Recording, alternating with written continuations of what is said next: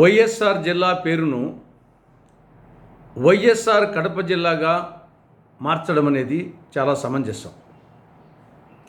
కలియుగ దైవం శ్రీ వెంకటేశ్వర స్వామి నిలయమైన తిరుమలకు తొలి గడప దేవుని కడప. అందువల్ల ఆ పేరుతో ఈ జిల్లాకు కడప జిల్లా అని పేరు పెట్టడం జరిగింది.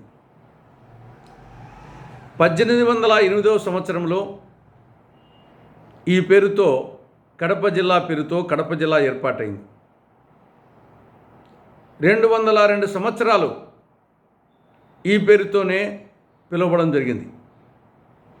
కానీ 2010వ సంవత్సరంలో కడప జిల్లా అని పేరును మార్చి వైఎస్ఆర్ జిల్లాగా పేరు పెట్టడం జరిగింది. దివంగత నేత, జిల్లా నేత అయినటువంటి స్వర్గీయ రాజశేఖర రెడ్డి గారి గుర్తుగా ఆ పేరు పెట్టడం జరిగింది.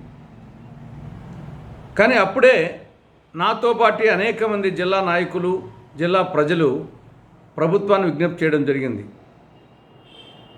అటు రాజశేఖర రెడ్డి గారి గుర్తుగా, ఇటు తిరుమల గుర్తుగా, వెంకటేశ్వర స్వామి గుర్తుగా వైఎస్ఆర్ కడప జిల్లా అని పెడితే సమంజసంగా ఉంటుందని చెప్పేసి ప్రభుత్వానికి సూచించడం జరిగింది.